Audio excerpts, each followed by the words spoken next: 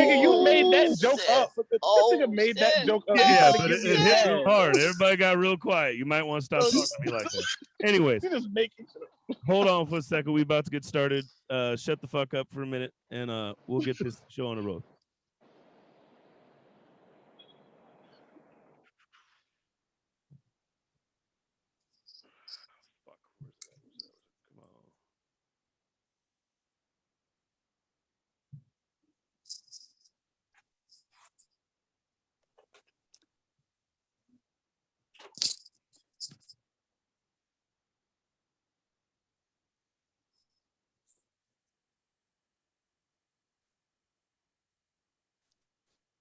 Thank you for listening, you guys. I truly appreciate it. I love all y'all. All bullshit aside. Don't think I'm getting soft on you though, okay?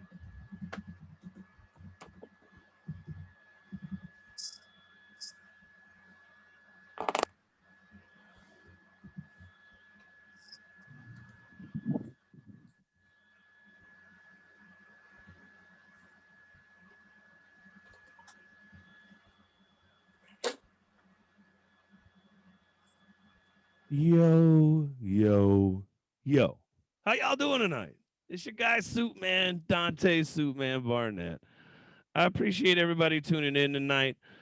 We've got a special show tonight. I love this motherfucker. It's one of my favorite because this is how we do it. It feels good. Like 39% of me is really happy about this lineup. I'm not going to lie to you. The other 61% is like, this is bullshit, Bob. This is bullshit. But welcome to SuitMan Productions. If y'all didn't know, we going live right now. We've got Dark Brew 7. We're going to have Rasheed Wesley out of Williamsport, Pennsylvania. Then we're going to have artist Treece out of Palm Beach, Florida. Then we'll have Symply Courtney out of Austin, Texas. We'll have Eric Newton out of Oakland, California. Then we're going to have Dwayne Burris Jr. out of the Bronx, baby. And then we'll have Lee Hinton out of Portland, Oregon. Debbie Wooten out of Portland, Oregon. And our headliner tonight looks like he could be my doppelganger in 40 fucking years. I'm not even going to lie. I love the guy. He's out of D.C. It'll be Chipp Jones. But go ahead, everybody make some noise for your host tonight. Myself. Hey. SuitMan Barnett. What's up, everybody? What's up? It's funny. Quit asking me for allowance. Ah, shut the fuck up. I didn't ask the questions. You niggas know better than that. What the fuck? Come on now. Y'all acting very white tonight. We're not heckling. God damn it, this girl won't go where I want it to go. Ain't this about a bitch? Chipp's over there like, I wish I could just get some hair. Eric's trying to find his hairline. Fuck, I know what's up here. I know what's up. Yo. But it's funny, like, being mixed is weird because as a black person, I mean, I know we all remember the first time we got called the N-word, right? In my case, it was my mom who spelled my name all fucked up. But it was the first time I got called cracker that really kicked my ass. You know what I'm saying? So I went to Morehouse College. It's an all-black school, right? And I'm sitting there, and I'm like, okay, this is going to be a cool time. And we're playing basketball, and the guy fouls the shit out of me. And I looked at him. I was like, nigga, you foul me one more time, I'll kick your ass. He said, cracker, call me nigga again, and I'll whoop your ass. And I looked around. I said, cracker? I don't see no saltines. I didn't bring no Ritz. I mean, usually I got cheese when I bring crackers. You know what I mean? Who the fuck are you guys talking to? Figured out they were talking to me. I figured that shit out real quick. Like I was like, fucked up. And then even worse than that, like I was thinking about it, and I was thinking about the other day, like, what if all the superheroes were black? Like, just think about it for a second. Like, think about if Flash was black. They wouldn't even call him Flash. He'd just be a nigga named Tyrone from Compton, if you know what I mean. And then all the racists out there would be like, I told you they got the extra twitch muscle. This is proof. And for the Oakland fan, Eric, I know Mel Kiper'd have the Flash going in the first round of the Raiders. So you're all right, buddy. You're all right. Not only that, but then I thought about it like, what if Aquaman was black, right? He wouldn't even be Aquaman no more. He'd be the guy that yells on the beach, man, because we don't fucking swim. You know what I'm talking about? And we definitely don't save white people. He'd be standing on the beach like, hey, you should have read the sign. You should have read the sign, because I'm not saving your ass. There's a sign that says no swimming. It's a caricature. You don't even have to fucking read. You never mind. I can't say the R word no more. But it's even funnier because, you know, when you get older, I'm changing, right? And I'm figuring out that I'm not the same. And what I mean by that is I've had a ton of surgeries, and it's made me believe that doctors are really a pyramid scheme. Because think about it. You can't just go to the doctor you want to see. You got to go to your general doctor, get a referral, and then pay some for another referral. And it's like, motherfucker, I just want my shoulder to work, right? And then the cool part is, like, they go to school to get this thesaurus to charge you big fucking dollars for words that don't mean shit. Like, anybody ever had a contusion? Mm-hmm. Yeah, that's a $500 way of saying you had a fucking bruise. Worse than that, don't let you have a hematoma. Do you know what that is? Another bruise, but it's on your head. So they had to do a CAT scan and fucking send you to the ER. So they charged $2,500 for that one. But I got one better for you. You want to turn it around on your bosses, get out of work? Call in and tell that motherfucker you got a wood product laceration. What's that? It's called a paper cut, motherfucker. I claim for 6 months with a fucking paper cut. If they'd have gave me one thimble or a fucking plastic glove, I wouldn't even have a claim. You know what I mean? Like, what the fuck? And then it's even funnier because, like, now that I'm getting older, I told you I don't think of things the same way. Like, somebody was like, "You got any friends with benefits?" I was like, "You fucking right, I got friends with benefits. They got dental, medical, life insurance. Like, I'm 39 years old. My friends don't have fucking benefits. They're fucking irresponsible. What the fuck is wrong with you?" And then even worse, like, I learned a new lesson. You know what happens when you're late to a booty call? What? It becomes somebody else's booty call. Yeah, there's an expiration date on them motherfuckers. You know what I mean? I showed up 2 hours late. There was another nigga there, and she said, "We're not serving number 2 tonight."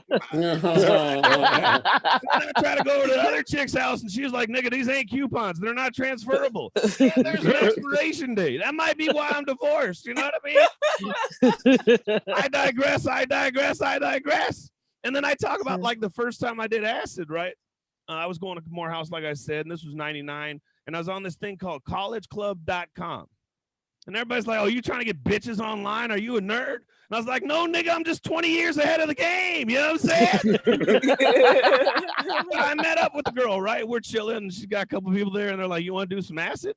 And I was like, "Well, how much does it cost?" They're like, $1 a hit. I was like, "Bitch, I got $3. Let's party. Yeah." You know what I'm saying? And then even worse than that, I went back to college, right? And I told my mom about it. And so she calls me right before spring break, and she goes, "Are you too good for my acid?" And I was like, "What?" I said, "Mom, where'd you get acid?" And she's like, "I'm your mother. Don't worry about it. Do you want it or not?" Oh, my God. "Yeah, I'll take it." And that's when I learned you can't play sports on acid. That's not because I played the best game I ever had, but I was sweating that shit out. So about halfway through the game, the other guy was like, "Man, I don't know if I can play anymore." I was like, "Hey, it's all right. Okay, buddy. Have a fucking orange juice and simmer down in the corner. You'll be all right, Buttercup." Whoa, did that get everybody going? I tried. That's all new material. Ain't none of y'all heard me say none of that shit. Thank you. Fucking make some noise. Act like you're happy to be here. Woo! Yeah, baby. Good shit. Let's go. I think we're ready to go. Our first comedian, you know, if I had an ugly, dark-skinned brother, This nigga. half brother, he'd remind me of my dad. I want to punch him in the face sometimes. Maybe it's just all dark-skinned guys looking like me. I am 60% white. Fuck, it's not my fault. No, I'm just fucking with you. I love this guy. I love his attitude, love his energy. Wouldn't be on the show if he wasn't amazing. Give it up out of Williamsport, Pennsylvania. Give it up for Rasheed Wesley. Thank you. Give it up for Duante, the only nigga with Fabio hair.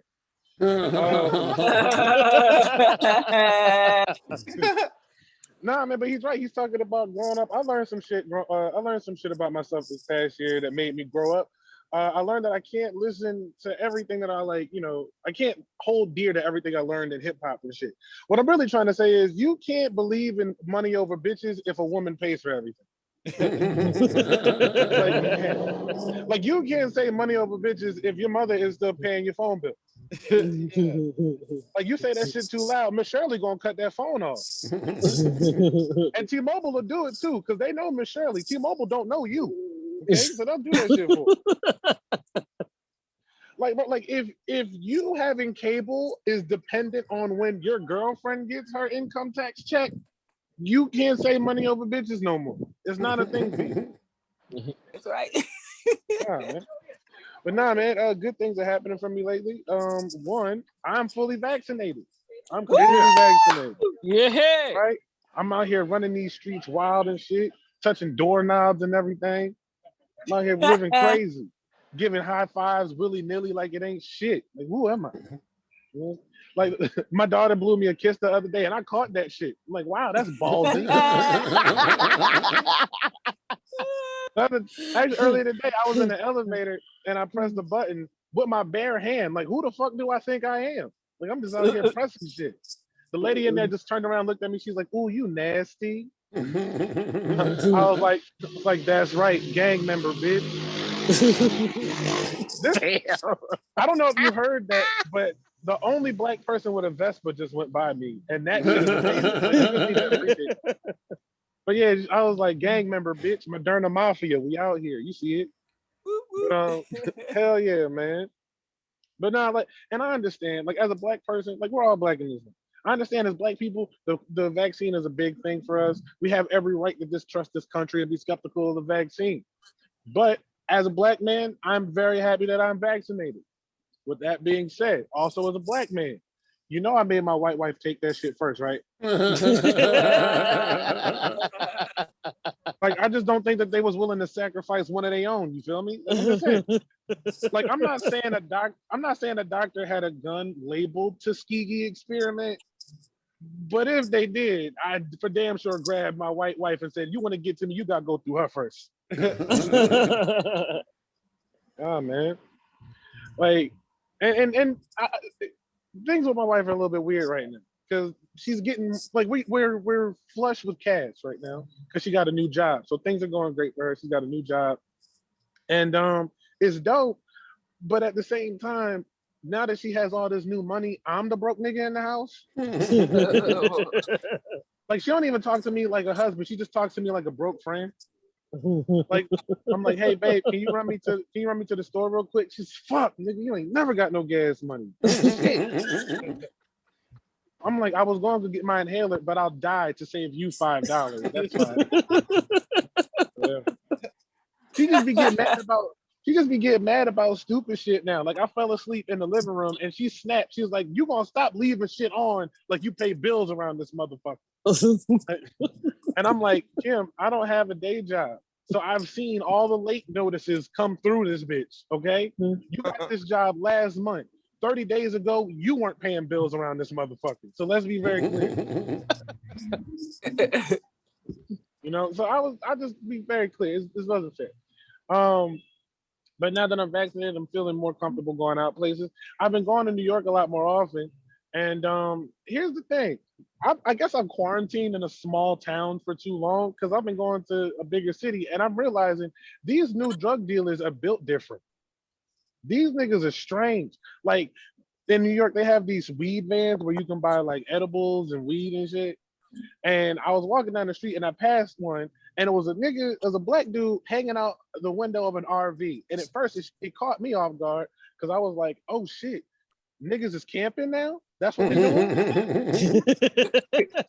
Like, we in the woods, campfire, s'mores, all that. I started praying. I'm like, "Look at God. Look what he can do. Look at God." But then when I was trying to pass him and we locked eyes like it was a Pokemon battle or some shit. And this nigga just goes, "Hey, you want to get high?" And I'm like, "Yo, this motherfucker really just tried to Jedi mind trick me into drugs. What the fuck is this?"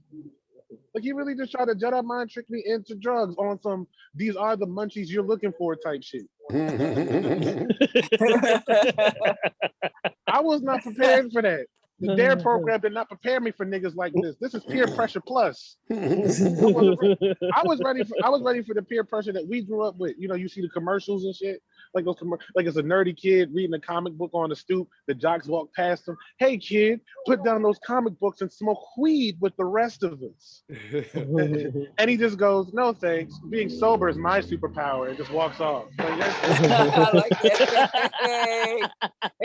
Hey.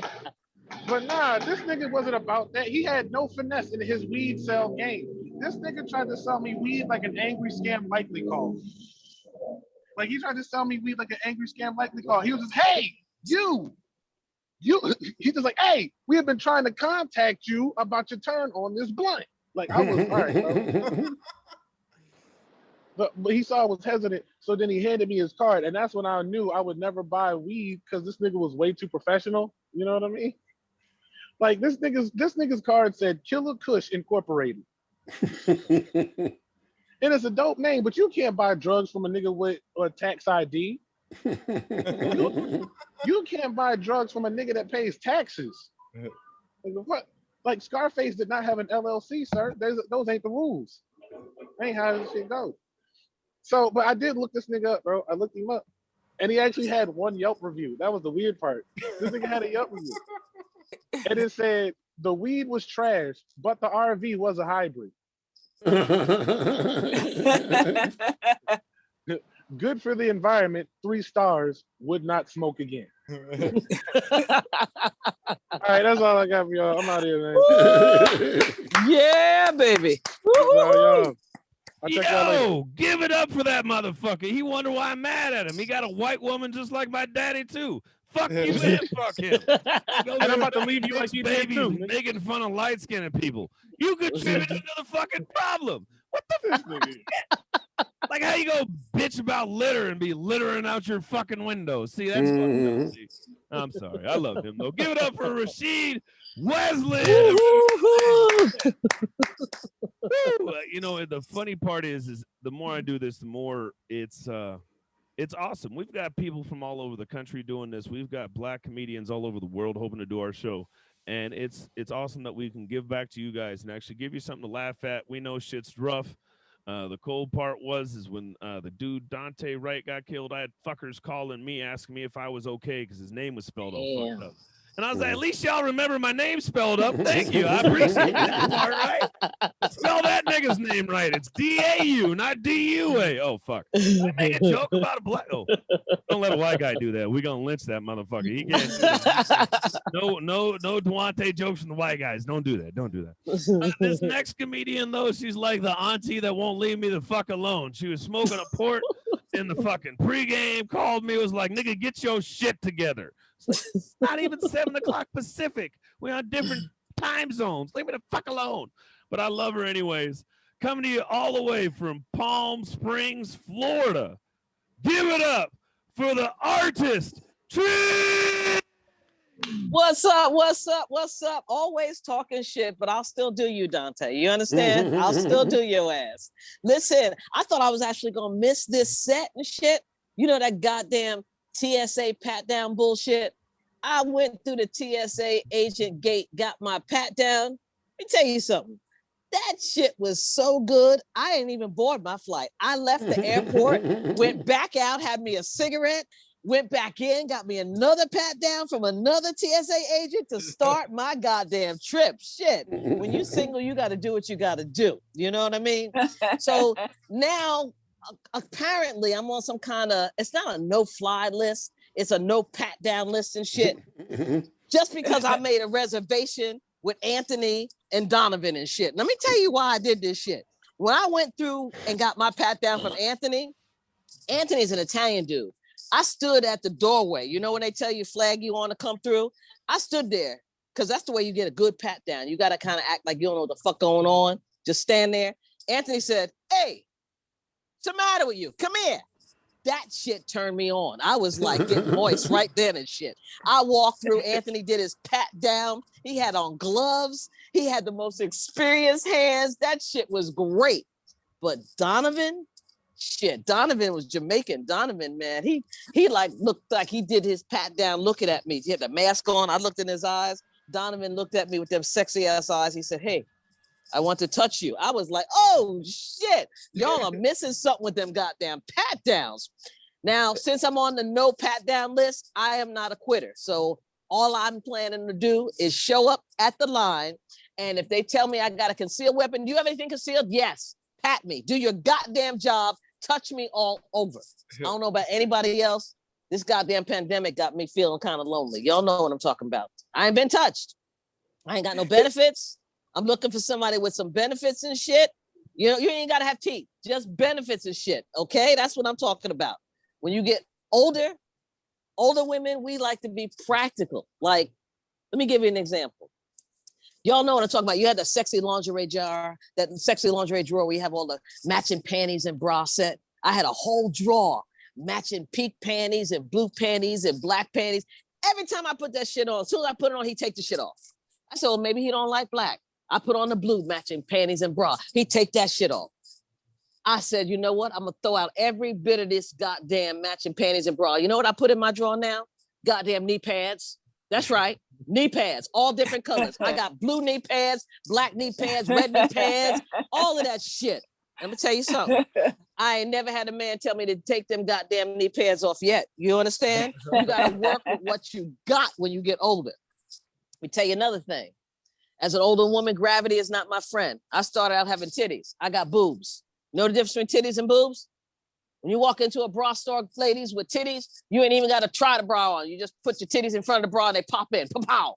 When you got boobs, you got to roll that shit up in there and stuff that shit in the side and shit. You know what I mean? Line up them nipples. You got a high beam and a fog light. You got to line that shit up. That's what boobs are.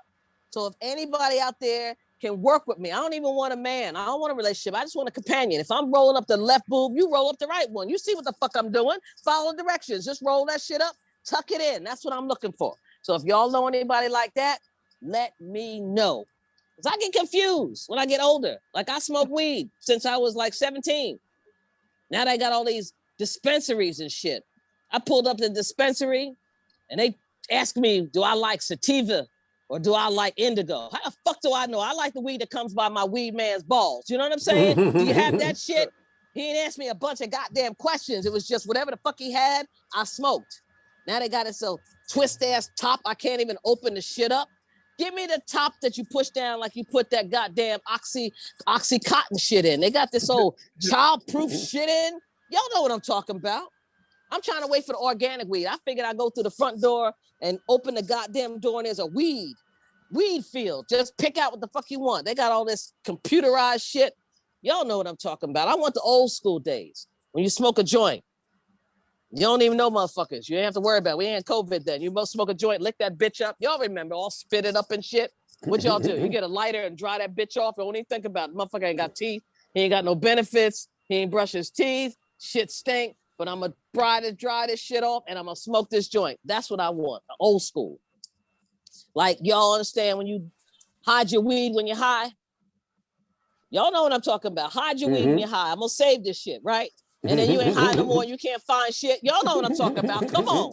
Then you got to smoke some shit, smoke a roach or some shit. And as soon as you smoke, you be like, oh, shit. That's where my shit is. I found my shit. I found a couple blunts like that. God damn. But it is hard. I ain't gonna lie to you. Dante's a young ass. I'm an older person, okay? I got gravity and shit. I know some of y'all dudes was chuckling in the background. Y'all got gravity issues too. Shit, some of y'all sitting on your balls right now and shit. Goddamn, gravity ain't your friend. Ladies know what I'm talking about. Hear your old man yell in the middle of the night. Oh, the toilet seat was down. No, your balls just hit the water, goddamn it. That's all that happened. Shit. Gravity. Now I'm gonna say another thing. I don't understand why men get to touch and move their junk around in public. Y'all know what I'm talking about. Y'all be talking to us, be touching your dick and moving shit around. That shit is nasty. Y'all got to do that shit in public, not in public, in private. We got bras on, ladies. You can't be getting your shit all twisted up, me moving shit. You don't see me lining up my headlights in the middle of shit. Y'all need to stop that nasty shit. I'm sorry. But as women, we got too many challenges as it is. We go to the goddamn ladies' room. By the time you back your ass up in there, shit's like whoosh, flushing the fucking shit. You ain't even do shit yet. But men, y'all ain't got no challenges. Y'all just walk up to the urinal. Some of y'all got a little dick. You got to walk up a little closer. But that's the extent of your challenges. You just shake a little bit and go. You ain't got to worry about shit. You got to be like us, women. We got to wait and do all the kind of shit. We want to put our foot up and flush the toilet with our foot. We don't want no goddamn automatic toilet. We want to be able to do it by ourselves. So listen, I'm gonna stop that. But when you get older and shit, I don't understand none of this shit. Technology, people want to be doing sexting. I called a young dude because I'm a cougar. He about 30 years old, talking about he want to sext. Shit, and then you on the lead here right now. I'll try it. Goddamn, they closed Toys R Us. I'm a little light right now. So I had to let him know we don't do sexting. I can't type touching you touching me. What the fuck is this? Give me the old-fashioned phone sex when you put that phone in the crook of your arm, and now I got my hands free. I can do some shit. I can get some shit going. You don't know what I'm talking about. I can't be doing all this sexting bullshit. Yo, we need to bring shit back in the day. It's a lot of shit going on. I don't understand. But like I said, I'm down with them young boys. Them young boys be talking about, oh, I like older women. I'm like, okay, well, come on over. He ain't understand that we start our sexting and our sex love making. You see that grass? This you need to cut some motherfucking grass first. That's how older women do. We put your ass to work. Now I'm cooking some shit. I'm cooking up a good goddamn meal while he's cutting that grass. He come in, I feed his ass. He gonna have to take a nap. When I wake up in the morning, we want to do some more fun and shit. Now we ready. God damn it. The first person on your dick is me. I ain't gonna play no morning wood. I'm a carpenter, god damn it. You understand? So your young boys be talking a lot of shit, but you don't know what's up being with an older woman, god damn it. We'll give you some schooling. But listen, I just want to say one thing before I get out of here. I hope you guys don't think I'm bragging, but right before this goddamn podcast, I was able to land a job at HBO. God damn it, I've been working comedy for 13 years. I got a contract with HBO. God damn it. Congratulations. Yeah, Thank you. wonderful. I'm happy as shit. It was like $99. I get HBO, I get Showtime, I get Cinemax. Hey, fuck y'all. It's a real contract. My name is Artist Treece, and I am out. You guys have been awesome. Oh, I was like, this bitch is lying. I knew better. My show with a contract with HBO. Like, I would have told that shit. She'd have been. I'm not even gonna lie to you. Sad scene on HBO. It's a contract, bitch. It's a contract. I love it. I love it. Hey, just so y'all know, we all call old white women, we call them cougars. So I came up with a name for Debbie and Patrice. We called them Pumas. That's what we call the old black women. We call them Pumas. I'm sorry. Like that. And we call Fuck the you. Indian women, we call them the Bengal tiger, right? And I don't want to be too racist, so for the Asian women, we'll call them snow leopards. Little job. Listen, Duante, I ain't mad at you. As long as you call my ass, okay? I'm out, baby. I love you. Hey, Debbie might shank you. You better watch out. I only got room for one sugar mama. All right. Shit, Debbie don't know how to get on that shit early in the morning. I tell you, I'm a carpenter. Shit, when Debbie's thinking about it, I'm on the bitch. Give it up for Artist Treece one more time, you guys. Damn. We gonna keep this show going though. This next motherfucker. Ooh. Like, there's so many things I could say about this guy. I feel like he's like the epitome of what you call a white black guy. Like, he does anime. I think he works for Disney. You know what I mean? Like, he's got a real job. And he's also kind of funny. He's a cool guy. I've met him in person. He's taller and shit, so I won't talk too much shit. He might catch me in a chokehold. I'm not going to lie to you. Give it up to my buddy out of Oakland, California, Eric Newton! Wow. What to do, everybody? Yo, man, the show's fire as fuck already, man. Thanks for having me. Duante, good to see you again, my dude. Everybody else, what's up? Good to meet you. I'm Eric Newton. Fun fact about me, I grew up a Jehovah's Witness, so probably been to your house before. Fucking good to see you. What's been going on? So, yeah, I'm Eric Newton. I'm out in Oakland, California. I like to start by telling people, I'm kind of like a book. You can't judge by its cover. You feel me? Like, sometimes I'm hella hood. Sometimes I'm a super fucking nerd. So people that they kind of like take me for granted. They like, look at Eric. He weird. He gets his nails did. Look at that fool. He's soft. I gotta be like, yo, I get my nails done, but don't get it twisted, son. You can still catch these hands. You know what I'm saying? Like, I ain't afraid to fight, blood. I just like I'm afraid to chip one right now because it's expensive. But look. I ain't afraid to fight. I ain't afraid to fisticuffs. And if I lose that fight, I ain't afraid to press charges. You feel me? Like, hey, black, I speak with a lisp. You know what I'm saying? I get my nails done. It's gonna be a hate crime. I'm gonna win one way or another. What's really good? I've been doing comedy out here in the Bay Area for a long time now, and I realized like in the Bay especially, you really gotta be careful what you say around people because you don't know what you're gonna say, like how it's gonna affect people. Like one time I was doing this show in San Francisco at Milk Bar, and every comedian that night, they all had bits about suicide, right? Like, everybody's talking about suicide. And at one point, even like the bartender got in on it. He was like, man, he's like, if I ever kill myself, I already know how I'm gonna do it. I'm gonna lock myself in my garage and leave my car running. And I got shocked. I was like, whoa, blood. I was like, dude, you can afford a car and a garage? Like, what? Like, I'm bartending? Like, what am I doing? I should be mixing some drinks and shit. But another thing, as I get older, I learn more about myself. And one thing I really learned about myself is I'm a straight up hypocrite, and I love it. I don't even really care. It gives me certain advantages to be openly a hypocrite. Like, for example, like I think it's totally fine for a black man to date a white woman, but whenever I see like black women dating white men, I'm like, nah, son, like, not like, shouldn't work that way for some reason. Oh, because I'm a hypocrite. I'm a hypocrite. I'm straight up like I'm a hypocrite. Like I won't watch any movies produced by Harvey Weinstein, but I rock R. Kelly every fucking day. Like, that's just real shit. Harvey Weinstein didn't make Ignition remix, so it stays in my playlist. You feel me? This one's kind of weird, but I really, really, really love the term resting bitch face. It's like, it's great. It's a perfect term because it's like it's used to like de-escalate a confrontation. You know, they'll be like, hey, like I'm not me muggy, I'm not mad. It's just this is how this person looks normally, I guess. You know what I'm saying? Anyway, I like resting bitch face because like this is a good way to de-escalate a situation. I wish they had that type of phrase for people like me. You know what I'm saying? People that suffer from my condition, which is black dudes that speak loudly in public.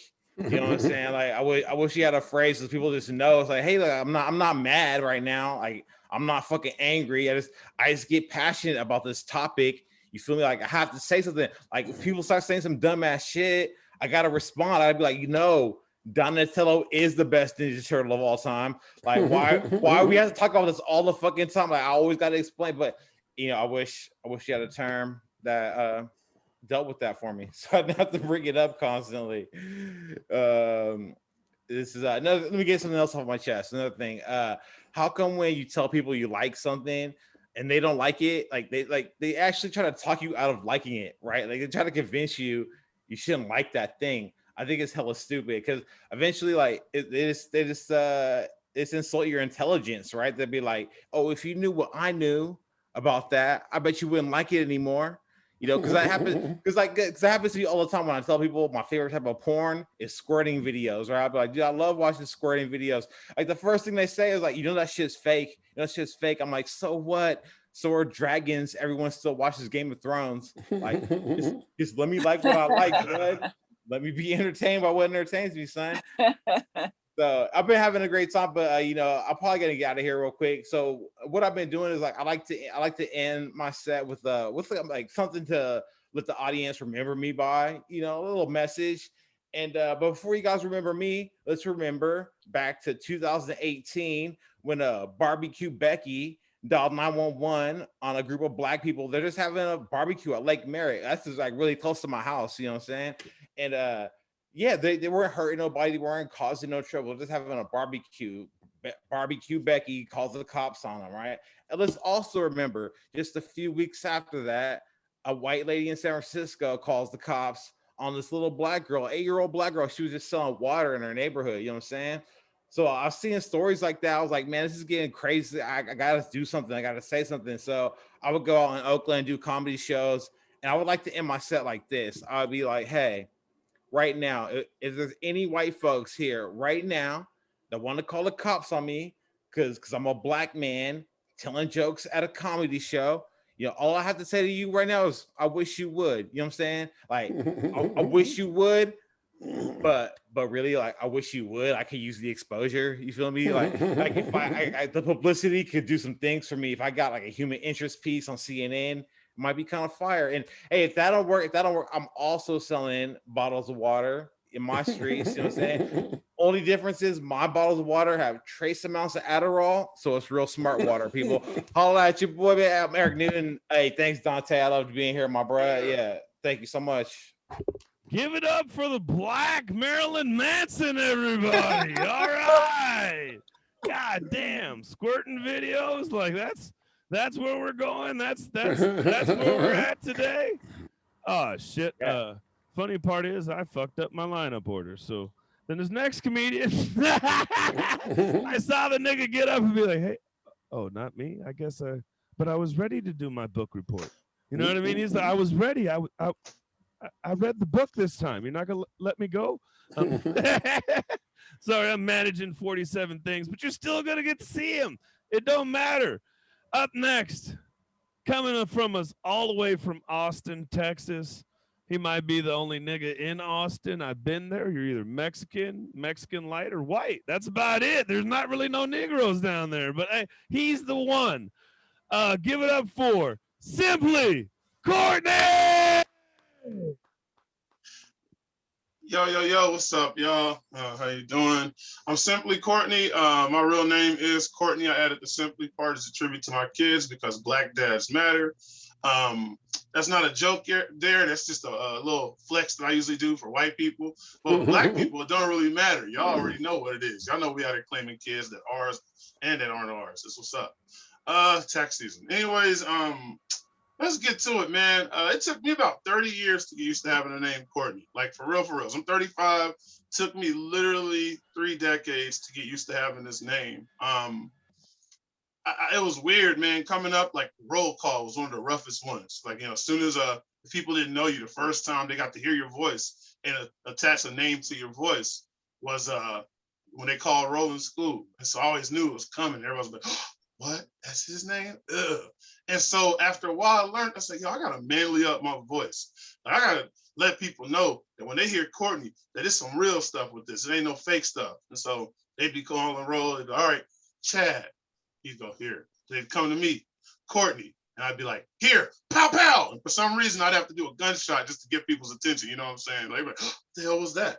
Every now and then I'll do a chainsaw. Courtney. He's manlying it up, damn it. It's hard to tell if I'm bombing if this ain't nobody here. I don't fucking know. Okay, good. There we go. I was like, fuck it, I'll bomb. I will bomb on Zoom, nigga. Anyways, my name is weird because I drive Uber, and it's a strange thing for people when your driver's name is Courtney. Like on Uber, if you know how the app works, it tells you your driver has arrived on the app before we show up.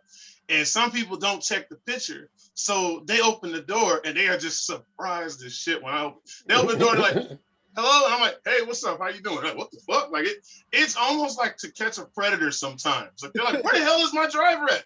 I'm like, I'm right here. Where's Courtney? Every now and then, like the fucking white people be like, she's in the trunk. But you know you can't do that. Get in, I stole this car, hurry, it's crazy. But now, man, having this name has been interesting because I'm Southern, as Duante pointed out. And I like to greet people when they come to my car. That's a thing that I do. Like when people come to the car, I'm like, hey, how you doing, man? Welcome to my car. My name's Courtney. It friendlies it up. And so I got a thumbs up. Thank you, ma'am. I'll take that. I don't think I've ever gotten a thumbs up during a comedy set before, but I'll take it. And so I have somebody go, fuck you. Dante gave me a thumbs down, dickhead. And so I had a lady, like, I greeted her. Like, this is a real thing. She opens the door, and I'm like, hey, how are you doing, man? Welcome to my car. Y'all, this lady just responded, are you sure? Yeah. She's like, are you sure? And I was like, damn, am I sure? Like, it hit me so hard, she gaslit me in my own car. I was like, damn, am I?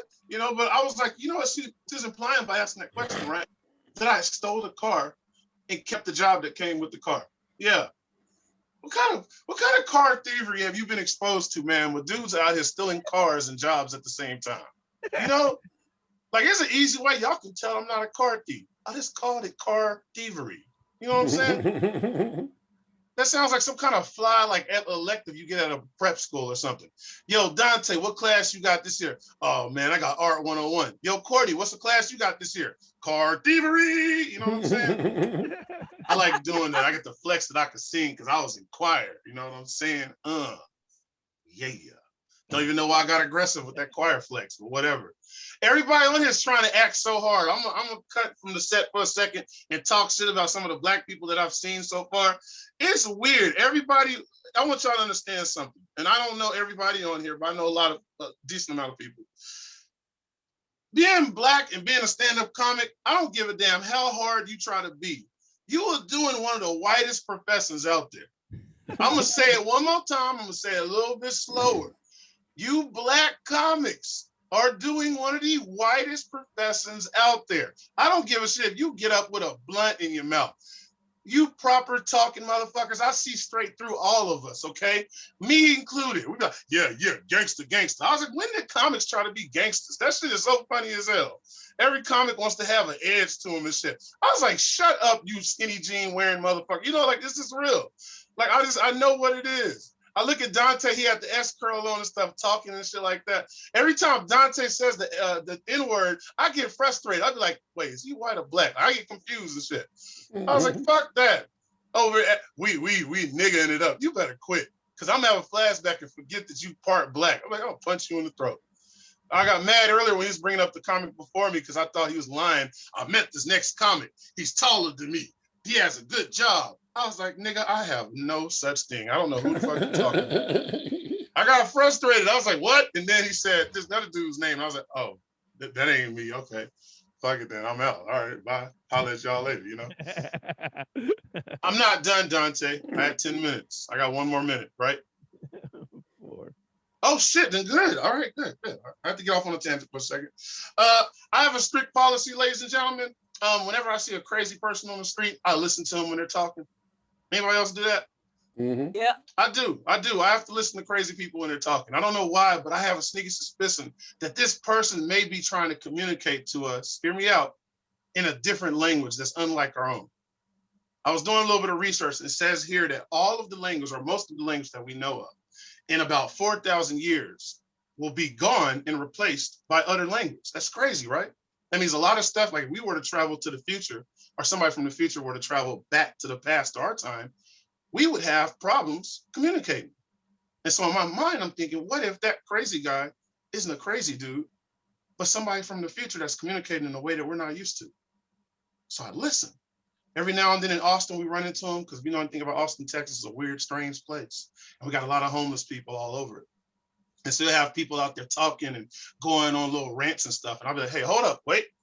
What'd you say tomorrow's lottery numbers are going to be again? Say it again, a little bit slower. I like that. That's a new one. I like it. Thank you. As a comic, I did the whole dating thing. I don't know if you guys have ever done the whole trying to date while being a comic. Like, it's starting having a relationship while being a comic. It's one of the hardest things ever. I find myself getting territorial. I don't know if any of y'all have ever experienced this. You ever get a comics making your date laugh harder than you did? You ever get frustrated with that? I had it once. My boy Derek, whatever, Duante, single ass. Your hand don't count. Anyways, I was dating a girl and I took her to a show. It was like one of my first times getting at this club. I got passed at the school here in town. And my homeboy Derek went up before me. And he was killing it. He had a good set. I would like to believe I had a pretty damn good set too. At the end of the night, we're all talking and she's busting out, man, Derek, ooh, nasty Derek. And her voice lowered a few like octaves or something while she was talking about him. And I was kind of like, what the fuck was that? She said, nothing. I was like, okay. And so we're talking, we go get something to eat and we're talking about the show. And I was like, you know, this one joke was kind of cool. I think I need to work on it, whatever. And she goes, yeah. Derek though, Derek, nasty Derek. And I was like, bitch, his name is Derek. It ain't nasty Derek. My name is Symply Courtney. The fuck is wrong with you? You know, I got frustrated because then she kept asking me when my next show was with Derek. I was like, I got a show Tuesday. Is Derek gonna be there? And I was like, no, he's not. Fuck. And I got booked at the end of the week. This only made it a week. I had a show with Derek. And I remember I was like, oh shit, she's gonna try to come to the show. So she hit me up on the phone, hey, so where's the show at and what time and all that? I was like, oh, I got bad news. They sold out. Derek is here. But right before he went up, somebody shot him in the dick. It's gone. That's a true story. He didn't get shot. Okay, I missed. Okay, I tried to shoot him in the dick. I shot him in the leg. But what? I just added shoot him in the dick and see if people gonna laugh at that. I'm keeping that. Fuck that dirty joke. Oh man, my name is Courtney. It's a strange thing. I used to work with kids. One of the hardest things working with kids is trying to get them to respect you when you have a name that I'm gonna keep it real with y'all. I'm born in the 80s. My mom, I really believe, got my name from Barbie. That's a real thing. Yeah, Barbie's best friend's name was Courtney. If you don't remember, in the 1980s, they had a really cool, powerful Mattel ad campaign going for it. And so working at rec centers proved quite difficult for me in my earlier formative years, whatever you want to call it. I went over to a rec center, for instance, I had a job, and a big fight when like this started happening in the gym. I tried to go in the gym and break up the fight. And as I walked in the gym, I'm like, hey, you kids, y'all stop. There's like one kid just getting his ass with my whole gang of kids. I'm like, y'all stop, y'all need to chill out. And out of nowhere, one of the kids just looks at me, sees my badge, and he goes, mister, you have the same name as my girlfriend. The entire gym started laughing and stopped fighting. Yeah. My name broke up a fight. Yeah. Messed up part was, you know who the kid was that said it? The kid that was getting beat up the most. Yeah. I was like, hey, I covered my name tag. I was like, y'all punch him in his eyes. I'm out of here. I walked the hell away. That's it. I'm Symply Courtney, aka Duante's homeboy from a bunch of other shows. We was the two black dudes in every show we did for a long time. Bye. Oh, he's not fucking lying. I think we did 6 shows where we'd look around and be like, you the only nigga in here. And he'd be like, you can say nig, not nigga. I told you, you only say half the fucking word. I heard what you said, Simply. That's fucked up. I can only say nig because I'm only half black. You're an asshole for that. I love his eyes. See, the part is y'all can't see his eyes. Y'all make some noise if you're having a good time. I know there's Let me find a thumbs up again. Hey, we've got some good news. We've got some bad news. I was going to introduce the next comedian as the guy whose name is the white pronunciation of my name. It was going to be Dwayne. I had that all planned out, but Dwayne's having technical difficulties in New York. And he's from the Bronx, which probably means he didn't pay his internet bill. I'm just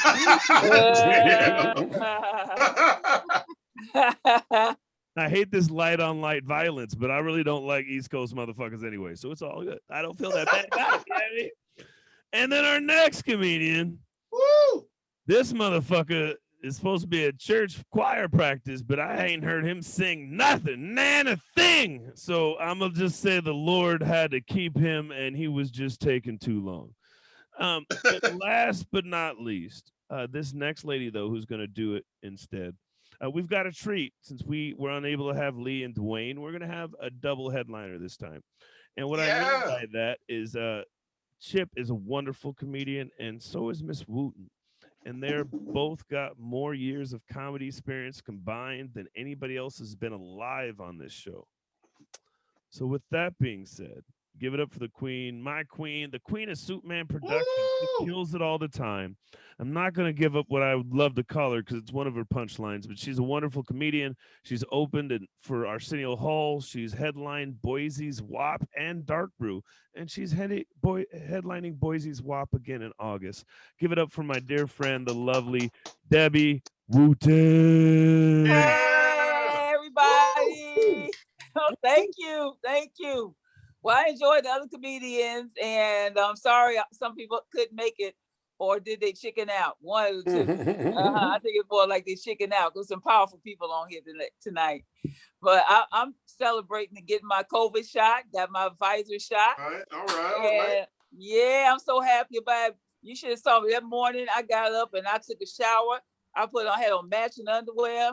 I put on the cutest outfit I had, my makeup done, my hair done, to go get my COVID shot. I said, well, I don't know what the hell this shot gonna do for me, but if it killed me, I'm gonna be the cutest COVID corpse they ever seen. I said, take this bitch straight to the casket. She already dressed. Yeah, see, I know about viruses because I'm the victim of the polio virus. I contracted the polio virus when I was a baby, so I got the respect that a virus can kick your ass. Okay. So I'm telling everybody, go get the shot because the penalty of not getting is way worse. And a lot of people don't even know what polio is. It's so old, A lot of people don't even know how you get polio. polio is a brain virus. It affects the signals in your brain that slows down or stops the signals that makes your arms move and your legs move and your lungs breathe, and your ability to pick the right man, things like that. And I found out a lot of women had polio and didn't even know it, but you can't help what happens in your life. You can be a victim or a victor. But so I decided to be sexy. I think I'm still a hoochie mama at 65 years old. Yeah. Kind of a hoe. I'm a poly hoe. That's what I really am. I'm a poly hoe. Once you go poly hoe, fellas, you never go back. So there's a difference between a regular hoe and a poly hoe. See, a regular hoe, you ain't gonna get a leg good far back because she got good strong leg muscle, but a poly leg drop all the way back. It's like Barbie. You ain't got nothing on. Gotta go all the way back. That's right. Legs getting away anyway. Flexible. And and I'm not ashamed of my disability. I also have spinal bifida, scoliosis. And I think a lot of these people who don't have these disabilities, you need to start dating people with disabilities. I mean, stop discriminating. Women, have you ever thought about dating a blind man? I know what you're thinking. They got to read a little braille with their fingertips. Well, I'm old. That's like encyclopedia for them. You know what I'm saying? I'm a slow reader, dyslexic. You take all night, you're going to read this slow reader. Stop discriminating against men with cerebral palsy, Parkinson's. I know what you ladies thinking. Yeah, they shake real bad, but you get them hands and fingers shaking in the right places. That's all I'm saying. Things can happen with these men. And I like a bald head man. I like a man. And I know fake bald head, you got to shave every day. That's a fake. I'm talking about homegrown bald head, that they get that from the years of the women rubbing their head. Good boy, keep your ass right on down there. That's how they got that. So to me, a dream man to me is blind, bald, and palsy. That's a dream man to my ass. I'll fight you the street for him. I tell you, that's the kind of man I want. But I think I look pretty good tonight. And one thing I have noticed that I'm in a big fight. This is old lady who wants to come out and stay out at Maybelline. Maybelline is my girlfriend. She hides an old bitch that I don't want y'all to see. But every day, the old lady's getting stronger and stronger. She's going like, one day I'm going to come out and I'm going to stay out all day. You're not going to be able to cover me up with old Maybelline. Getting harder and harder to cover up the old bitch. But I'm working up to try. I've lost 170 pounds. And thank you. I got one half clap. That's good. Okay. Okay, I'll take it. A lot of people be hating, but when you lose weight real fast and you're old, your skin don't snap back. No, I need a tummy tuck real bad. But thank God, Home Depot sells tan duct tape, so I can just tape this shit up so real. Nice. But I lost all this weight and I found a hard lump under my breast, and I was devastated when I found this lump under my breast. And I went to the doctor right away, and he told me it was my rib cage. That's a bone? It's supposed to be there? That's weird. We got one on each side. I didn't even know that. That was weird. But this is I don't mean to make fun of breast cancer. It's a serious thing. And fellas, you can get breast cancer too, right? You know that, right? Mm-hmm. Yep, that's true. You can get it too. So check those pecs for any lumps and soreness, bumps. Get that checked out. Now, I went to training. I'm a professional pecker checker. And I can check that pecker for you free anytime I can see you because I care and about your health and safety. Because that's my love I have, But losing all this weight, this is I'm still kind of a big girl. And I like being just where I'm at right now. Because if I get any scarier than this, then I'm going to get wrinkles in my face. Because people say, Debbie, your skin looks so smooth. What's your secret? I said, pizza and fried chicken. So, orange volée. So this is things I want to get because I don't want no wrinkles in my face. Yeah. But, you got to market yourself. Women don't know how to market themselves. If you got some weight on you, you got to market yourself where men are looking for bulk and huge quantities in a woman. Costco. Because those men, I was hanging around the food court. That's all I do. Wait for somebody to buy me a slice of pizza, And I don't know why men like these old skinny women anyway. It's only one reason why they like them. Cause they lay next to them, they make their dick look bigger. That's the only reason. They're insecure. Oh, fuck. Now, I hope y'all are mad at me saying dick. Because I'm old. I came from the dick printing generation. I Yeah. came from the generation when dick was a good American name. We Yeah. had dick all over America. It came in every color. We had black Dick Gregory, Dick Clark, Dick Buckets, Dick Tracy. We even had big old dick swimming in the ocean, Moby Dick. We even had a president, Tricky Dick. See, you young people, all y'all know about is bushes, but we had the first dick. We had the original dick. That was us. And I learned all about dick. I was introduced to dick when I was a little bitty girl, right in school. See Dick Come with Jane and Sally, Puff and Spot. Every day, the adventures of Dick. I couldn't wait to go to school to see what Dick was going to do with James Puff. Yes, but now they've taken the dick away from the young people. Yeah, the young women can't even use it as a bad word now. They replaced the dick with the penis. What is the sex talk like now? Oh, baby, give me some more of that hot, throbbing penis. You know what they say about an unprotected penis? It kills. That's why I don't mess around with no penis. So that give me some old-fashioned dick from the 70s. I'm into vintage dick. That's what I'm into. That's what I am too. I just shoved the whole history of dick right down your throat. She took it all in pretty good. I'm glad. I'm proud of her. Yes, indeed, I am. Boy, all this talk about dick got me hot. Too bad y'all can't smell me. It's bacon hickory smell up in this bitch right now. I am just high talking about dick, you know. But when you're older, I heard a young lady talking about women's breasts, and I see it a little different. My perspective is that the young women, and I look at the young women and their beautiful tits. I look at a lot of women tits, and I'm not lesbian though, but I love lesbians. More men for me. I appreciate their ass being around. In fact, I go to gay pride parades and sign bitches up. You need to be a lesbian. Get your ass off the street. I don't need a competition. Yeah, I think young women, they have tits. To me, those are tits. Now, to me, these is titties. It takes years to get titties. You gotta earn titties. You just wake up one morning and just see tits. Oh my God, what are these? They're tits. But titties, you gotta earn them.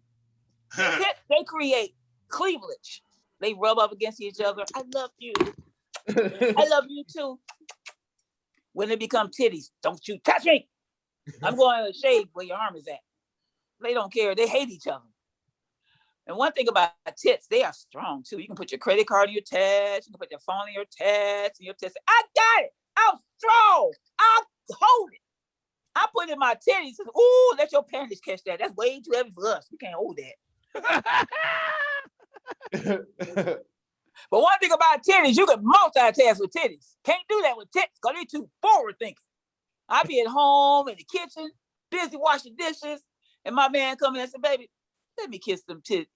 I said, "I'm busy. But you go in the living room, sit down, bring it back when you finish, because I'm busy." Yeah, see, if it was in person, I'd let some of y'all, if y'all was thirsty, I'd let y'all get some of this titty. You know? She ain't lying. But you ain't gonna get no milk out of it. You're gonna get powdered milk. Fuck. You better bring some water with you. Old stuff. It's why old women can't be having babies, because we ain't got no milk in our breasts. We got powdered milk. Yeah. My girlfriend, almost 50 years old, had a baby. And in the delivery room, they had to use end dust to clean the baby off. They were like, "We think it's a boy." They couldn't even see. But now, I'm glad I can't have no babies no more, because, I had my uterus taken to a taxidermist and had it stuffed and laminated and put on the fireplace like a trophy. That's what I got mad at. I got garlic hanging on top of it, candles open up to that scripture, "Thou shalt not work." I'm scared of that damn thing. Yeah, because I'm 65 years old. I've been around. I've been married 41 years. Woo! Thank you. That's 4 husbands, but I think that should count. To me, marriage is like college credits. They're cumulative. I had some great teachers, but I was a slow learner, But will you believe that I had my first husband, I divorced. The next 3 husbands all died in a row. Can you believe that? I got 3 dead husbands in a row.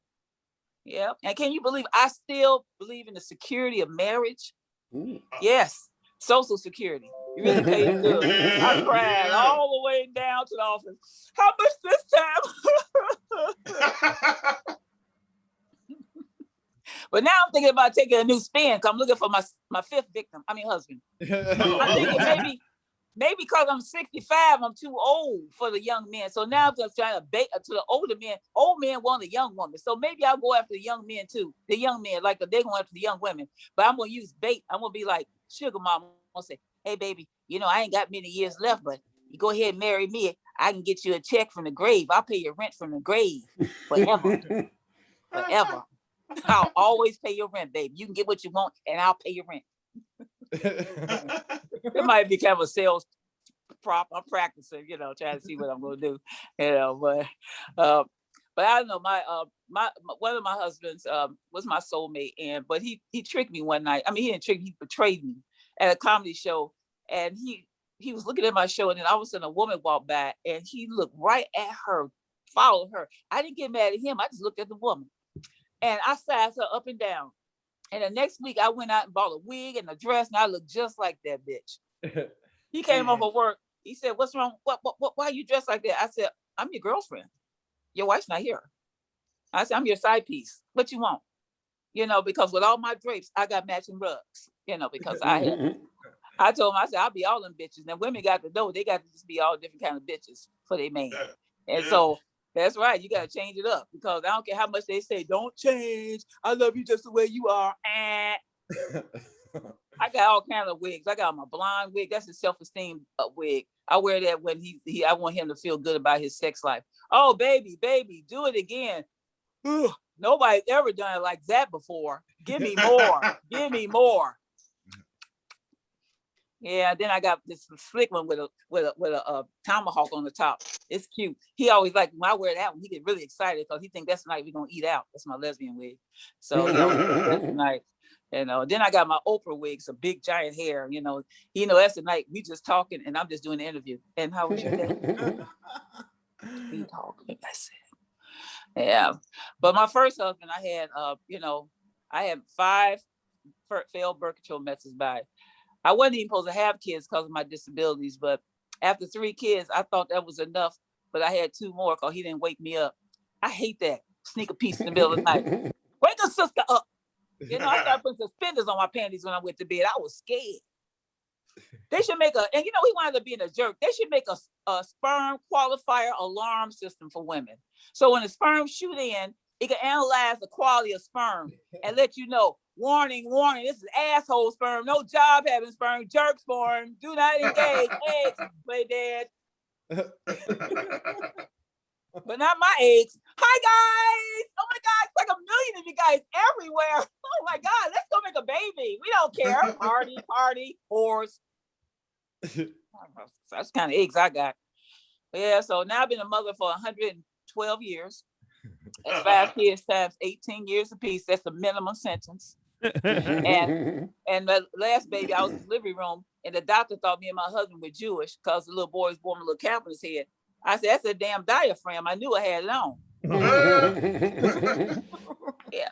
But you know what? He grew up and he's a lawyer. So we are Jewish. All right. Yeah. I sent all my boys college on football scholarships. You know, there's all big boys. Because you know what, fellas? You like them little petite, little skinny, little bitty women, and they'll make you cute little computer nerds. But a big old tall ass 5'9" girl like me, 200 pounds, I'll make you Shaquille O'Neal. You know, big baby. Something that, look at my hands, that whole a football. Think about early retirement, fellas. Get you a big girl. You know? So my boys went to play football in college, and one of my sons was the captain of the Vikings football team, Portland State. And I thought he was going pro. Some teams were looking at him, and I was so excited because my other 2 boys went on and got a real education, like a master's and a law degree. So this one, I was excited because if he go pro, you know what that means for mama, right? I'm the new chunky soup mom. Yeah, I'm gonna make a soup commercial. But what did he do? Get a doctorate. I'm so pissed at my boys, I don't know what to do. What about me and my dreams? All they did was get married, mortgage, and babies. That's right. I got 17 grandkids. I can't believe it. I got 2 grandkids. They're in medical school. One's going to be a medical doctor. One's going to be a veterinarian. And I'm so excited for both of them. Yeah, because I got one that they'll take care of me when I'm sick. And when it's time for me to go, I got one to put me down. So I'm kind of glad about that too. That's exciting. It's exciting. But my kids are raising their kids way different from the way I raised my kids, way I raised them. I raised them the old-fashioned way, and that should be good enough. Look how they turned out. They turned out good, but they doing something with their kids. I never let them do it to me. They're letting their kids think and make a decision. Yeah, asking them questions. We was raised with they raised their kids with a question mark. We was raised with an exclamation mark. Asking their kids like, "Honey, you want to wear this? You want to put this on? Well, it's getting kind of late. Don't you think you want to go to bed? But don't you know, ain't you mama?" Yeah, see, there's only one question you should ask the kid. You got some rent money? Only question I think you should ask. And then if you don't be tough on them, they'll get hard, like threaten you. I had one son threaten me. "Mama, I don't like your rules. I'm going to run away." I said, "Run. But before you go out that front door, leave my clothes and underwear here. Those are mine. You can't take my drawers out of here. You came to me butt naked. Can't take them out of here." So he's standing by the window. So if I have some drawers, I'll leave. I said, my window to get out of my curtains. You have nothing.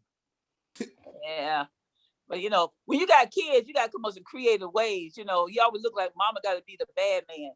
So what I do is so I can make sure my kids have a clear understanding of our finances. I put everything on the refrigerator, all this information center.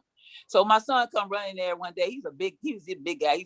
He's 6'5", 17 shoe at 16 years old. He go, he's like a big dumb blonde traveling black man's body though.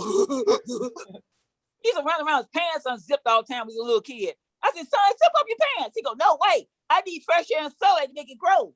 What? That boy was something else. So he comes, "Mama, Foot Locker got Jordans on sale, $100. Can I get some?" I said, "Well, let's go ask the refrigerator." Now I want to get a pencil paper, write down my check. That's my check stub. Write that number down. Now see that red card right there? That's light bill that's past due. Put that down. That long ticker tape, that's the grocery bill. Put that down. Okay. Now subtract that. Now do you see a gym shoe in there? No, I don't see a gym. Okay, then. So when I say no, it wasn't me. It was a refrigerator. It was that's how I say. But boys, you gotta be like different from raising girls. One thing, boys are just curious. And they're wrapped around sex, love sex. Caught my boys in the basement watching porn one night. I walked down in on them. They friends all in front of the TV. I looked at them. I cut the light on them. Like, I said, "I got one question for you. Are you learning anything? Let's watch this part again. Roll that back." I made them watch it with me, and I did a health class. That's a penis, and that's the vagina. Man, they was, watch that part right here. I want you to be like your daddy. We like that. They was hating on me so hard. It was torture. So one day, all my sons are married, and my boys married big girls because we always get this, because so many boys with small penises and they want little skinny girls. But I want my boys to marry big girls. So my son came to me to apologize. He said, "Mama, I know she real skinny, but her mama this big. It's going to happen. It's going to happen." I said, "Oh, okay, I'll wait." But as she was, but one of my daughter-in-laws came to me and said, "Mama, I really love Jamal so much." I said, "I know you do. He know how. He had a class." And that's right. Mama got to be on all cases, You got to make sure. But a lot of people not in the audience. I don't know. Debbie, you done went over like 72 fucking minutes. I'm cutting you good. You good. You all right. You Wait a minute. You didn't even tell me. You said you're going to let me know. I lighted you like 47 times. I know you're old. Everybody else saw it. It's okay. You'll be all right, Buttercup.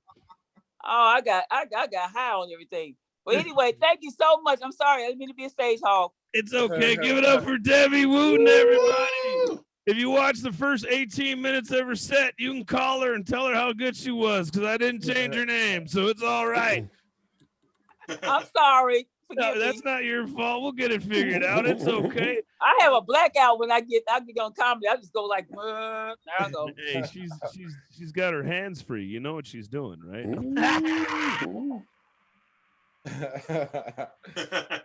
Getting some of that powdered milk going. We know how this works. Uh-oh. She got a little thing in front of her face. Y'all don't see. See, usually she has her little mic out so everybody can see. Yeah, she liked it. Never mind. Oh, no. Yeah. Uh-oh.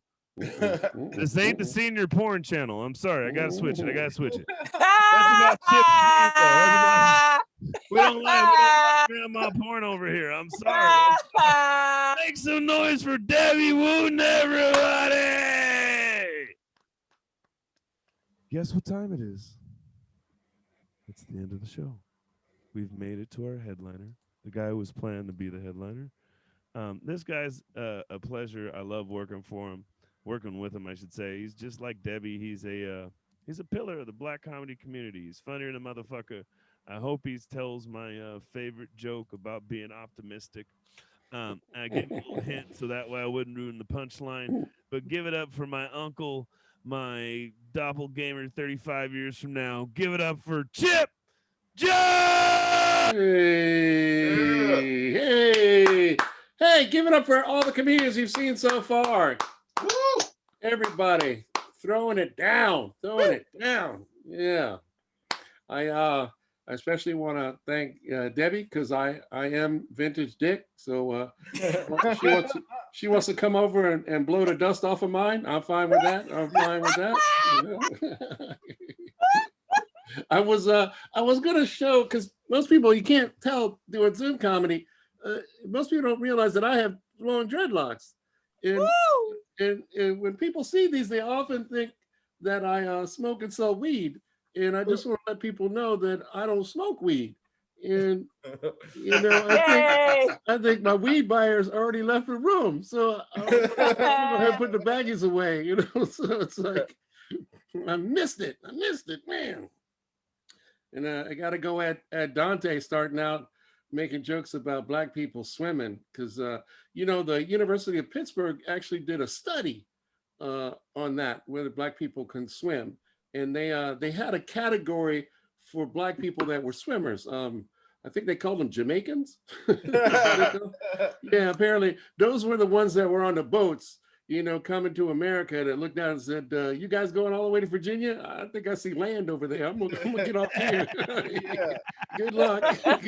Yeah. So we got black swimmers. They're not on the Olympic team for the US, but we got black swimmers. So oh, whoa, what can I tell you about me? I have been noticing how America's starting to open up. They're starting to say that we're turning a corner of COVID. I don't know if you saw this, but Disney actually opened up. And the California Amusement Park Association has been working with them on placement of people on roller coaster rides and the thrill rides to sort of mitigate the possibility of transferring COVID by people screaming on these rides. But Disney wants to assure all its patrons that after the ride's over, you're still allowed to throw up wherever you like, man. So we had a woman here because I'm in Washington D.C. We actually had a woman in Maryland who was in line at Popeyes to pick up her food, and she realized that she won the Maryland lottery for $80,000. That's amazing. Nice. Yeah, nice. And it just dawned on me, that's the first time I've ever really heard of an actual winner chicken dinner. I was like, yeah, man, that's pretty cool. I kind of like that. You can probably tell from my hair, I am old. Yeah, I am at that point in my life. If I'm up after midnight, 50% of the time, it's because I got to go to the bathroom. Yeah. And the other 50% is because I got to go again. I mean, it's just not funny. And I'm jealous of young guys like Symply Courtney, and Lee. And Lee, who left, and Eric. These young guys, I know when they go, they're like little firemen with their fire hoses, just blasting away that steady stream, if I'm your fireman, your house is burning to the ground. I'll tell you that much. You know? When I go, it's more like a ketchup pump at McDonald's, sort of squirt, squirt, squirt. Yeah, I mean, it takes so long. I sit when I pee. I got to be honest.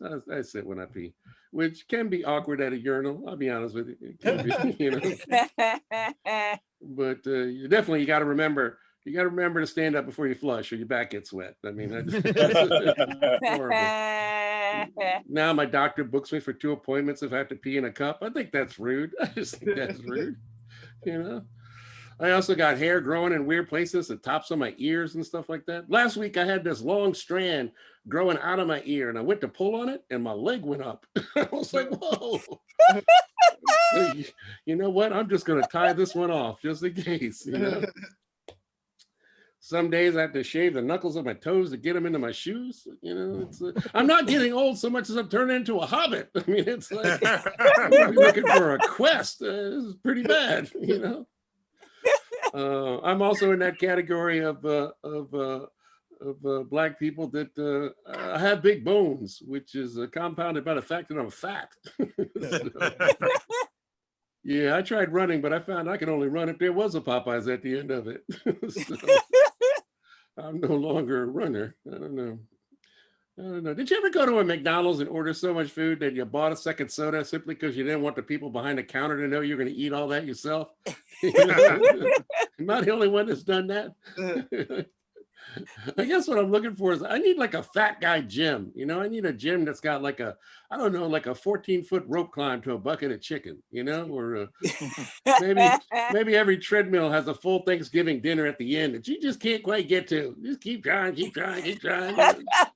I'm gonna give me some of those candy yams. I'm gonna get some of those. Or they actually take you outside and make you run down the ice cream truck for something. You know, I need incentive, I guess is what I'm saying. I need incentive, man. But yeah, I just recently got my second shot for my vaccine. Yeah, so I was scared whether or not I was gonna make this show because I've been feeling like crap. Oh, terrible, you know. But you know, I'm at that age too where you often feel like crap, you know. It's like, but the pain, you know, you could use the pain. You know, I'm at that point now, like, you know, I know when my shoulder hurts, yeah, it's gonna be rain, you know. I know when my knees hurt, I'm gonna have snow tonight, you know. And when my whole body hurts, I know it's gonna be 71 degrees, partly cloudy with with a slight breeze from the northwest, and I'm gonna be grumpy all day. This shit hurts. This shit hurts. I don't know if you guys know, but we had a little dust up here in Washington at the beginning of the year. Apparently, some people tried to attack the Capitol. Yeah. You heard about that? Yeah. Uh-huh. My wife is what I would call the opposite of an anti-masker. I mean, she is just vehement, you know, always like, you know, who's not wearing a mask? Who's not wearing a mask? And I could hear her upstairs watching the riot on CNN, and she was just screaming, why aren't any of these people wearing masks? Nobody's wearing a mask. She comes downstairs and sees me on the couch watching TV and looks at the TV, looks back at me. None of those people are wearing masks. How come none of those people are wearing masks? I said, honey, I think it's because I'm watching Lord of the Rings, but you know, I get what you're about. I get what you're about. I did have a conservative white friend who was down at that rally. I mean, he didn't attack the Capitol, but he was at the Trump rally beforehand. And I had to tell him, I said, look, man, those Trump rallies are just racist. And he said, no, they're not. He goes, I was at that rally and there were a lot of Black people there. And I got to admit, I kind of understand what he means, because I know, like, if I went to a Trump rally and I saw 2 Black people, I'd be like, damn, there are a lot of Black people at this Trump rally. You know? So I think it's probably the only time where a conservative white guy and a Black guy agreed on what a lot of Black people were. You know, it's 2. It's 2. And usually when a conservative white guy says they got a lot of Black friends, that's what they mean. They got 2. They got 2. But we've already passed our full year anniversary of the quarantine, and also the big push by the BLM movement. You know, I remember a year ago, seemed like we were making some traction on racial issues. You know, and it was kind of cool because it was neat the way corporate America, let Aunt Jemima, Mrs. Butterworth, and Uncle Ben off the corporate plantation. I thought that was solid because it was solid because we got to go first, because usually we don't get to go at all. I could see them starting out with I don't know, child labor and letting Little Debbie and Wendy's off, or maybe tackling gay rights and finally letting the Brawny Man and Mr. Clean declare their love. It's like. Because that one's a sad one for me, because usually they're on the same aisle, but they're never allowed to be side by side. You know what I mean? But the downside was all these white woke people, they were trying to, impress me with their black knowledge to show they were down with the struggle. They come up to me and go, "Hey, did you know Malcolm X was an excellent bowler?" Like, okay, cool. Good. Harriet Tubman had narcolepsy. All right. Martin Luther King, he not only had a dream, but he also had nightmares. Get away from me. Walk away. Walk away. And it was funny because white America discovered Juneteenth, the commemoration of the slaves in Texas who didn't find out for 2 years that they were actually free. And there's some congressmen that actually want to turn it into a holiday. Yeah, I'm not sure I'm down with that, because you know how America is. If they turn that into a holiday, I could see turning on the TV and hearing, "Swing low, sweet chariot. You need a new chariot? Come on down to Coons Forge for our Juneteenth celebration. We'll get you in a car today." Still ain't got that reparation check? 0% financing. Come on in. Or maybe "I'm going to lay down my burden on this sleepy memory foam mattress." Yeah. Come on into our Juneteenth celebration. Everything 3/5 the price. No. Oh. But the worst thing, if it becomes a holiday, Hallmark's going to get involved. And I could see my white friends and coworkers sending me these crazy cards. Like, I get a card that says, "Hey, I'm sorry about slavery." Open it up. It was a cotton picking shame. No.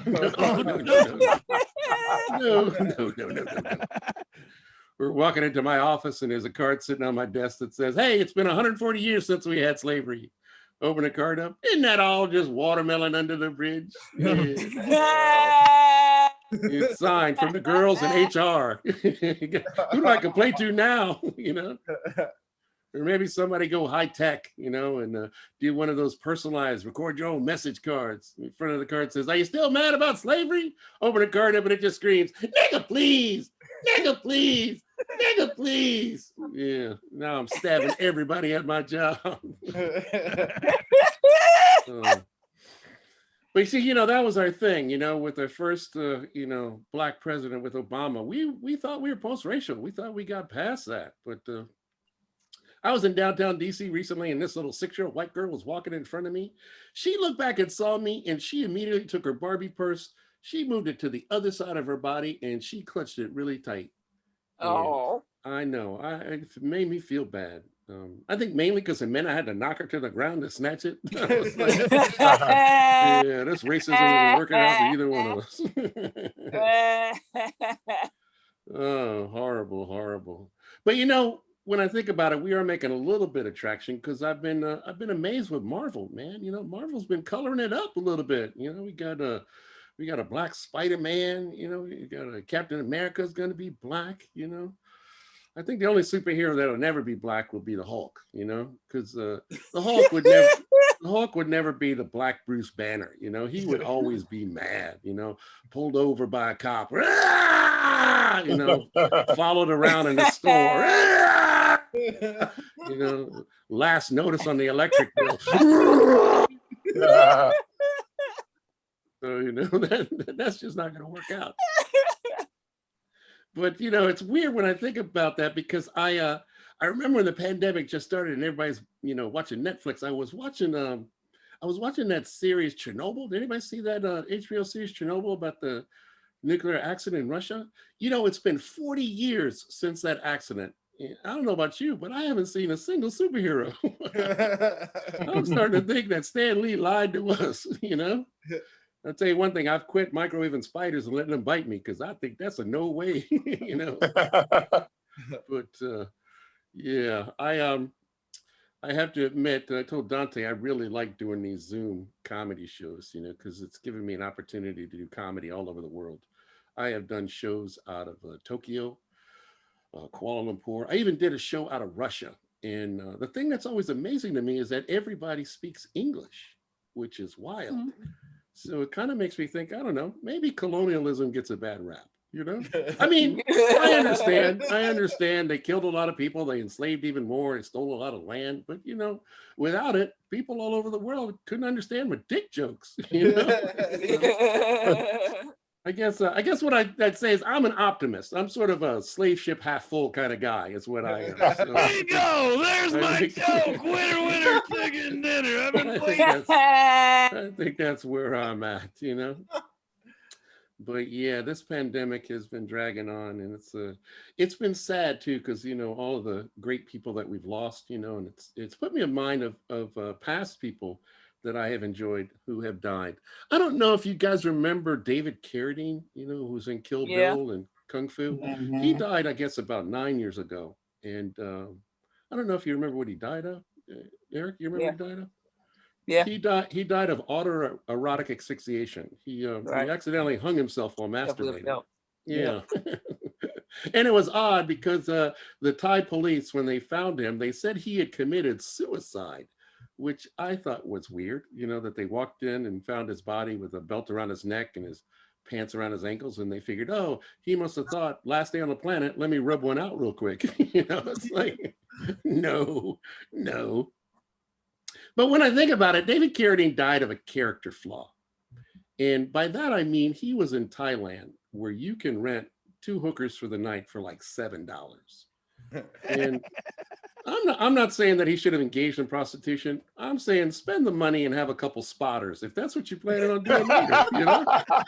There you go. You know? A couple people would cut you down if shit goes wrong. So Oh, that's good. I think that David Carradine, he didn't die for some weird sexual fetish. He died because he was cheap.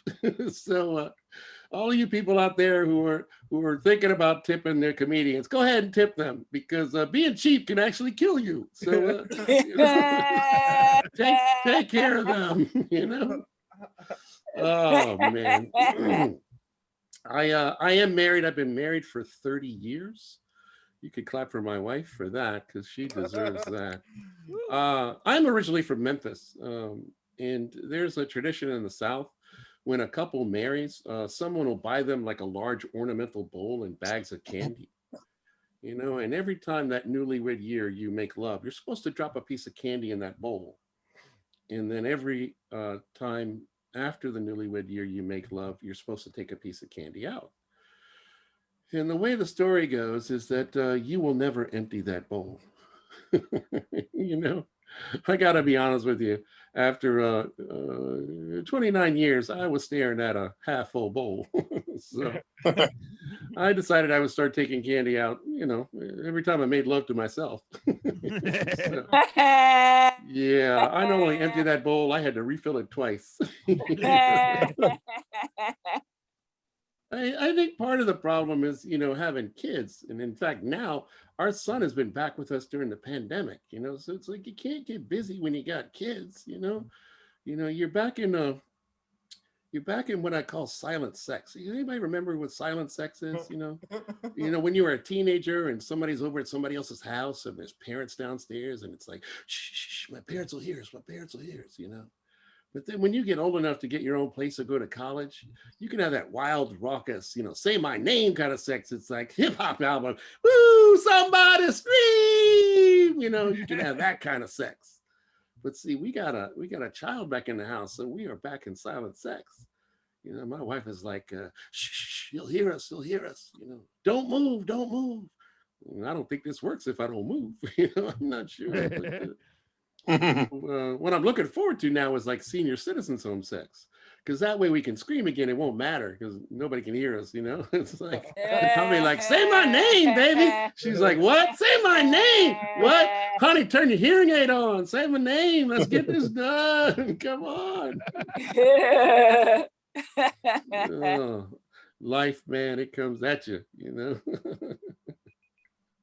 But it's been fun having my son back home again. You know, I can remember when he was younger. You know, he would always get in these situations where I had to come down to school to bail him out of problems. You know, one year he got in trouble for drawing his penis in class. So I had to go down. He didn't so much draw his penis as he traced it. Yeah, and apparently the University of Maryland considers that cheating. So I had to go down and take care of that. But you guys have been great. I'll leave you with this one thing. I have been working on me, you know, as being a better person and trying to use some of this time in quarantine, you know, to focus on being a better person. Because it turns out, like most comedians, I have issues. I recently found out that I have terrible road rage. Yeah, in fact, the other day a bird pooped on my windshield and I followed him back to his nest and peed in it. Not a good look. Not a good look. Thankfully, the lady who was watching me out of her second story window called a couple cops to help me back down out of that tree. So I thank you guys for listening. I'm Chipp from DC. If you want, you can hit me up on my social media and I will hand it back over to you, Duante. Yeah. Woo-hoo! Give it up for Chipp fucking Jones. I'm not gonna. Woo-hoo! I'm a pessimist. I'm a half slave ship, half empty kind of guy. First time I heard That's the white side of you. that's the white side of me. Yeah, I got to make my profits. That's right. Right? Fuck. Jesus Christ. Did you guys have a good night tonight? Make some noise. All four comedians. Eric, that means you got to go off mute, you retard. Maybe if you weren't smoking 7 joints during the show, you all right. I'm over here pissed. He looks like he's in a king's chair. You know, that's not even his real chair. I know he lives in the studio. I'm not going to hate. No. He's in a studio in Wakanda. That's exactly. Yeah. Wakanda forever, right? Hey, thank you for having everybody tonight. Our comedians, we opened with Rasheed Wesley out of Williamsport, Pennsylvania. Then we had artist Treece out of Palm Springs, Florida. Ooh, I almost dropped my light. And I caught it. Ooh, look at that. Oh, Look fuck. at you. You got skills. Yeah. You don't even know. And then we had Eric Newton out of Oakland, California. We had Symply Courtney out of Austin, Texas. We had Debbie Wooten helping us co-headline out of Portland, Oregon. And give it up for Chipp, the only white Chipp I know, because most Chipps look like a biff. Chipp Jones out of Washington. Before we're out here tonight, we've got 2 special shows coming up. Tomorrow morning, we do Autastic Artists. We're going to be interviewing Becca Hector. She started the Spectrum Women Group, which is a group focused on giving women on the spectrum a voice and helping them write and just believe in themselves. So that's awesome. And then next week, my show is Give, Love, Laugh. It's a donation show. This one hits home, though. We're donating to Mary's Place out of Seattle. It's a homeless shelter for mothers. And I'm going to tell you, I was a part of that shelter. So what does that mean? That means I was a homeless kid. When my mom passed, they even threw her a funeral. That's how well they knew me and my family. So next Sunday, if you have the time, even if you can't make the show, 6 p.m. Pacific Standard Time, we'll be doing Give, Love, Laugh. I might be doing it from Boise. I might be doing it from home. For those of my fans in Boise, check us out. In Boise, we'll be doing the Idaho Comedy Festival at the lounge at the end of the universe. Also, we'll be having SuitMan Summer. You'll see Debbie there in August, and we got all kinds of shit going on. So one more time, get up to your comedians. Thank you for coming out. Tip them if you can. Love everybody. Have a great night, you guys. Woo! Woo-hoo! Dude, man. Thank you.